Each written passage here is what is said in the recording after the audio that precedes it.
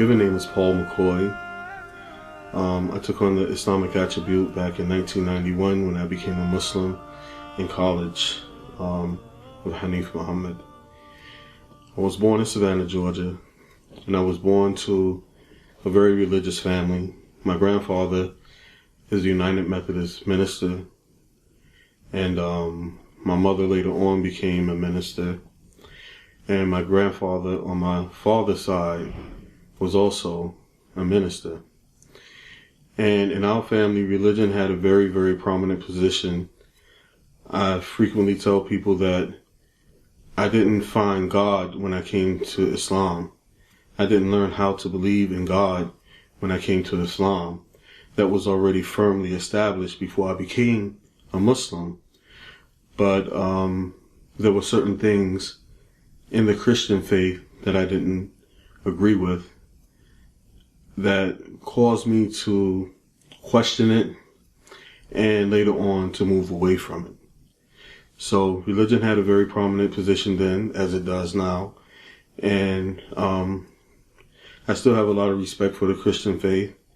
I just think that there's a better way to worship God, and that is to worship God the way that He wants us to worship Him, not the way that we want to worship Him. Okay, as a child growing up in the Christian church, we went to Sunday school, and within Sunday school we learned about God, creation, Adam and Eve, Noah, Moses, and Jesus. And in Sunday school, there was always a distinction between God and everyone else. But as I began to get a little older, there were certain things in the Christian faith that I had to question. The first thing I believe that I questioned was about sin. And there's a concept called the original sin. And we were all sinners because of what Adam did. And I remember asking my mother, if I didn't do anything wrong, then why am I being held responsible for something I had absolutely, positively nothing to do with? Adam didn't ask me if I wanted any of the apple. So I questioned that. The next thing I questioned was, if God is so loving, then why didn't He just destroy Adam and Eve, because they were the ones who ate the fruit? If you destroy those two people and start all over, then everybody else will be sinless. You won't have to worry about sin. And then while I was reading, God did destroy the world through Noah. And when the world was destroyed through Noah, then why aren't we all sinless? Yet we're still looked at as being sinners. And the biggest thing for me that I questioned was the whole concept of Trinity. The hypostasis. God in three persons, not three gods, but one God. I never understood it. I didn't understand it then. I don't understand it now. So as I began to question, the answer that I kept coming up with was, oh, the Lord works in mysterious ways. You know, God's understanding is beyond our understanding. And I said I agree. The only issue that I had was 1 + 1 + 1 is 3. It's never 1. 1 times 1 times 1 is 1. But that's a whole different type of scenario. So those were my questions while I was in my upbringing, and I spoke with my mother, I spoke with my grandfather, and I spoke with people that I respected about the situation, and the answers that I received were inadequate. It didn't make me want to walk away from faith, but it made me want to come to a better understanding of what faith was. My first knowledge of Islam, or hearing something about Islam, I'm a 70s baby. And living in the South at that time, you really didn't have this overwhelming Islamic presence. But my uncle had become a part of the Nation of Islam. And I overheard him and my grandfather having this conversation. And within this conversation, my grandfather said to my uncle, Elijah Muhammad can't save you. And at the time, I remember the name Muhammad. It resonated with me. And I didn't have the opportunity to talk to anyone about it. My uncle didn't necessarily share what he learned with us. But in school, we would go to a world history class, and within the world history class, they talked about people like Buddha, and they also had a small section on Islam. So I began to hear a little bit about it and gain a little knowledge of Islam from that information. In fact, I remember being in one class, and in the history class, they talked about the Prophet Muhammad sallallahu alaihi wasallam being in a cave. And they said he was in that cave for 3 days. He heard voices, he came out, and he said that he was a prophet. Now, many of my classmates, they began to laugh. But I didn't laugh because there's a prophet by the name of Moses who went and saw a burning bush, and he spoke to this burning bush, and he came back and he said that he too was a prophet. So this wasn't something that to me was impossible, but I needed to learn more about the Prophet Muhammad. May the peace and blessings of God be upon him and his progeny and his righteous companions. So my main information about Islam came from an unlikely source. My grandmother, the wife of the minister, when I was 15, 16 years old, I was an angry young man. And I walked around with this scowl on my face all the time. And my grandmother said, "You have no reason to be angry. So I want you to read these books." So she bought me books on Malcolm X. One that was done by the CIA, one done by Alex Haley, and another one was like an unauthorized autobiography. So I read the books. The one that I enjoyed the most was actually the one by the CIA, because this was the one that had all the pictures in it. But the one that really touched me the most was the one by Alex Haley. And as I was reading the book and I saw the transformations that Malcolm X was going through and how his life was almost mirroring mine to a certain extent, I began to see that in this country there were problems. He experienced the same problems that I experienced. Not so much with the racism, because it wasn't as bad as I was coming up as it was when he was coming up, but racism is racism. And he began to do bad things. Got caught up in crime. I thank God I didn't get caught up in crime. But the thing that turned his life around was him actually finding the Nation of Islam. By him finding the Nation of Islam, he learned some things. He gathered good information from it. But then he went to Mecca and he got a better understanding of what Islam truly was. By this time, I'm a senior in high school and I can do research on my own. So when I went to college, this is when I really got into Islam. My freshman year of college, I became a Muslim, alhamdulillah. My conversion to the religion of Islam, it happened when I was a freshman in college. And we were on the quarter system. My first quarter in college, I was kind of a wild guy. You go to a college campus, you experience new things, you're away from your parents, you meet new people. And while I was there, I was doing some things that I knew that I shouldn't have been doing. And because I was raised up in a religious household, I found myself asking God, "Lord, I want to worship you and I want to serve you the way that you want me to serve you. I don't want to do these things anymore because I wasn't raised this way. Guide me in the direction that you want me to be guided in." So, ironically enough, I started going to revivals, different churches, and they had these nightly sessions when they were doing this preaching and singing, and it was like, okay, good. I really want to get into this thing. But as I was going to these places, it was like I was still feeling empty because the message that they were preaching wasn't the message that I could agree with. They were preaching this whole thing about Trinity. So while I'm on campus, there was a group called Adam. It was actually ATOM. the association of the original man.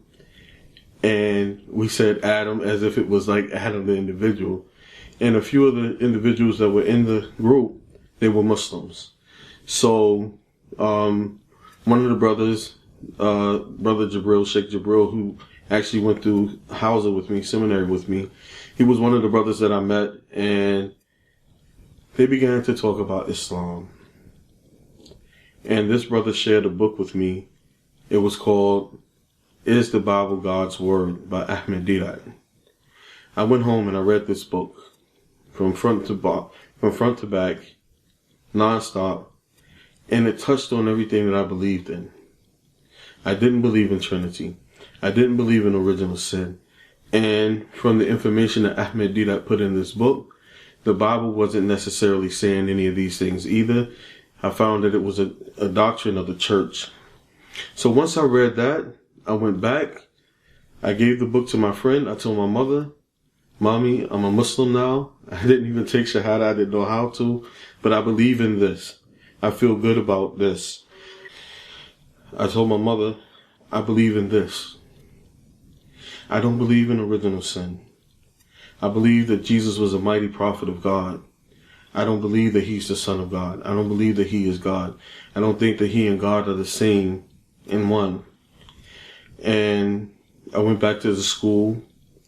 I saw my friend, and I took my Shahada at the school. The following Friday, we went to the local masjid, and I took my Shahada there. There, the brothers gave me a Quran and a sheet of paper on how to pray. When I first became a Muslim, it was a very exciting time for me. You know, you learn something new and you want to do everything to really show that you're into what it is that you're learning. And as a new Muslim, I find it ironic that a brother gave me a Quran and he gave me some Xerox copies of how to pray. Now, with these Xerox copies of how to pray, he missed a big part of it. It didn't have the part about wudu. It only had the part about ghusl. So whenever it was time to pray, I would actually go and do a ghusl before I would pray. And I would never do anything. If I had to use the restroom or anything like that would break the ghusl, I would try not to do it throughout the whole day, because I said if I did it, I won't have time to go back home to get the ghusl in. And so to me, that's funny when I think about it, because I would see brothers that would go to the restroom and they would do the wudu, and they were like, I said, what are you doing, brother? And they told me, and I was like, wow, I'm learning all of these things, and I missed out on something as important as wudu. As a side note, as I was learning new things, I realized something that we have to change as Muslims today, and that is, in the Christian faith, when you become a Christian, you take a class, and they go through their tenets. Not necessarily their acts of worship, because they're not set up like ours. That makes it more important that we have classes set up for our converts or reverts, however you want to put it. But during that time, again, it was very exciting. And for me, I said, I'm just a Muslim. Before I became a Muslim, when I did hear things about Islam, you were either because we didn't know the word Sunni. You were either Orthodox or you were Nation of Islam. There was no such thing as Sunni or Shia. It was only after I became a Muslim that I heard the terms Sunni and Shia. And when I heard those terms, people were talking to us about which side we should take. And in reality, it didn't matter to us which side we should take, because this wasn't our fight. Or at least we didn't think it was our fight. We said Allah named us Muslims in the Quran. Allah subhanahu wa ta'ala said in the Quran, it was your father Ibrahim who gave you the name Muslims. So that's what Ibrahim alayhi salatu wasalam gave to us. That was enough for us. We didn't need anything else. But as time went on and we began to know the history of Islam, then these terms Sunni and Shia became very important. But not important enough for us, especially as Americans, to want to go to war. behind Sunni and Shia. My road towards Shiism, like I said before, we weren't necessarily too concerned about Shia and Sunni until we started learning the history. But even in learning the history, we're told not to break ourselves up into sects. My best friend, he was actually Shia. His older brother had accepted Ahlul Bayt, and he would talk to me about, coming into the better understanding of what Islam is. And I was like, brother, the will of Allah subhanahu wa ta'ala has been given to us, and, we should just be Muslims. We shouldn't fight amongst one another. Let's just be Muslims. And one day while we were having these conversations, he asked me, he said, do you plan on going to Hajj? I said, Inshallah, it's obligatory on all Muslims to go to Hajj. He said, so when you go to Hajj, how are you going to perform Hajj? I said, I'm going to perform Hajj like everybody else performs Hajj. Everybody performs Hajj the same way. He said, no, they don't. And that's really surprised me. So I did the research. I went to find out how the Hanifis, how the Malikis, how the Shafi'is, how the Hanbalis performed Hajj. And if you go into their books, you find that they do Hajj a little different. Different rules, different rituals, or whatever the case may be. So he said, now, either all of them are correct, or one of them is right, and the rest of them are wrong. And I was like, well, how do you figure out which one was right?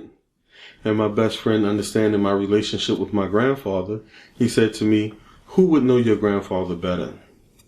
You or his friends? I said, this is kind of an iffy type of question. He said, with his intimate details, passing on what is important about the family, who would he pass it on to? His friends or to his family? I said, of course, his family.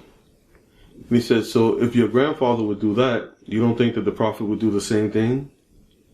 You don't think that the Prophet's grandson would know more about his rituals than his friends would have?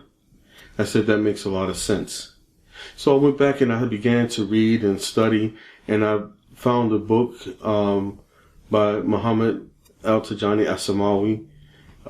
Then I was guided, and I read that book in one sitting. And I couldn't put it down. And I said, you know what, from this point, this is what I believe. Of course, I read the book, The Right Path, and also Peshawar Nights. And those helped me, but the book that really helped me bring me all the way in was actually Then I Was Guided. And that's how I became a Shia. To become a speaker was haphazard. It wasn't something that I actually wanted to do. A friend of mine, Sheikh Mohammed, he moved from New York down to Georgia, and when he came to Georgia, he always talked about going to Hausa. My best friend and I, we talked about going to Hausa, going to Iran, and things like that to try to learn about the Islamic studies. But it wasn't something that, we talked about it, but we really didn't have a way to make that come into fruition. However, when my teacher, Maulana Fawzi al-Siraj, was down in in Atlanta, myself and Saeed Kulani, we would go to his house and we would talk to him. And it's amazing that in the beginning, he didn't speak very good English, Maulana Fawzi. So we said, listen, if you teach us Islam, we'll teach you English. So we definitely came out on top with that exchange. So what began as us doing self-studies and studying with Maulana. The thing that made the Meccans come into the understanding of Islam and wanted to be Muslims was because the message of peace, love, and justice that was given in Islam. It started out as being two guys trying to study when we could with the Maulana. It turned into a Hausa course. Sheikh Saftarazi, we benefited from his information. Our other teacher said Ali Nawab from the Joffrey Center down in Atlanta, Georgia. We benefited from him as our Hausa teacher, and of course Fauzi al-Sarraj. And when I went into the Hausa courses, it wasn't to become a sheikh or a speaker. It was actually to learn my religion better so that I could better serve my Lord. This whole journey for me in the religious world had more to do with me wanting to be the best servant to my Lord that I could possibly be than for anything else. But after taking the Hausa courses, we went to Detroit, Michigan, and we had to sit before a panel of scholars, and we had tests. We were tested on Aqidah and, everything to make sure that we were legitimate so that we would have our ijazah or permission to be able to go out as certified teachers. While I was there in Michigan, I met my good friend, Sheikh Aus, and Sheikh Aus was instrumental. He liked my story. He liked the way that I related to people. And one of my biggest strong suits is actually comparative religion. And with him, we began to do an online television program, which was the Faith Collective. And through the Faith Collective, people would see the Faith Collective and ask me to come out and to speak. So from there, I went out speaking, and I made good relationships with people. And alhamdulillah, I've become a speaker of such. And again, it wasn't anything that I planned on happening. It kind of just happened. And I really enjoy sharing with people, giving them a different way or perspective of looking at Islam, especially from the perspective of an American. Because regardless of how it is that you think that you're not affected by different things, your background, your environment, these things make you who you are. They make you think the way that you think. And I think it's very, very important for those of us who are living in the West to have Islam explained to us from a Western perspective. Not to say that Islam is Western or Eastern, but that Western perspective gives us a frame of reference so that we can understand the concepts maybe a little better. Being Muslim in America, especially in the beginning, it was great. I mean, within the African American community, you'll find that Muslims had a lot of respect, primarily because of the Nation of Islam. They had programs to help people get off of drugs, and they cleaned up neighborhoods, and they looked nice, and they were respectful. Nobody had a problem with the Muslims. In fact, you will find that the issues between Muslims and Americans, even during the Iranian Revolution here in this country, there wasn't a big thing of Americans actually hating Muslims. They may have hated Iranians, but it wasn't framed in the framework of Muslims. So, in the beginning, in the early 90s, we didn't have problems. When we began to have problems was after the first Gulf War. Then the face of Islam changed, and people began to look at Muslims as truly the enemy of America. And from that point on, things began to snowball slowly and then get out of control, and it escalated at 9/11. Because even before 9/11, to be a Muslim, nobody was attacking Muslims. You may have some evangelists that would say bad things about Islam, but it wasn't something where the whole country was against Islam. But after 9/11, Muslims became public enemy number one. And as an African American Muslim, in my humble opinion, we weren't affected in the same way. Because the perpetrators of who they said committed 9/11 were Middle Easterners. And it's hard to associate indigenous African Americans with that type of a movement. But right now, what you're finding is any type of Muslim, anyone who's carrying the flag of Islam here in America, you find yourself being more defensive. You have to defend your religion. You have to defend your actions. As an African American, it's a double-edged sword, because what the media has done with the African American males, especially, is they've demonized us. They've made us to be out as if we were the worst of all people. When you think about crime in this country, the first people that you think about are African American men. And as such, African American men are out here getting killed. And until this age of videos and things like that, you never found this thing where if an African American was killed by the police, it was always justified. Nobody questioned it. As a Muslim now, I believe that there are going to be times and situations where the Muslims are going to find themselves in the same positions that African Americans were, because they have become villainized. Whenever there's something that bad happens, if it's some type of I remember when the Oklahoma federal building was bombed here in America, the first group of people that they looked for was Muslims, Middle Eastern Muslims.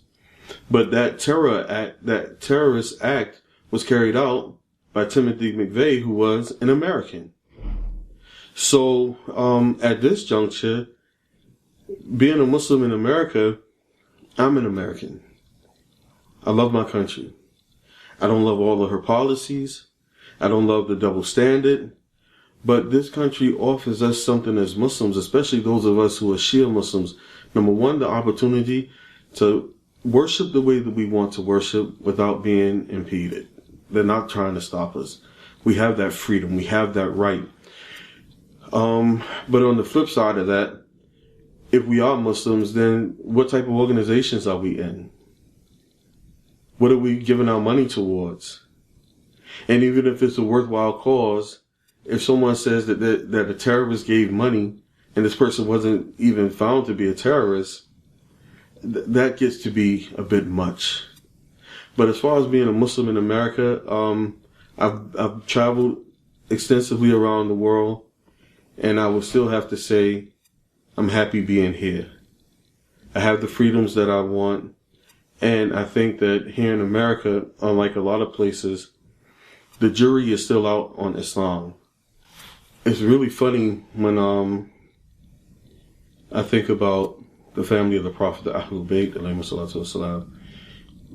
As a Christian growing up, we were told that there was only one perfect individual, and that was Jesus Christ, alayhi salam, and the peace and blessing of God be upon him. And with that type of an attitude, we all wanted to strive for perfection. But with that perfection, because of the Christian ideology that Jesus was God, it was this thing where, he's not fully human, so we'll never be able to reach this perfection.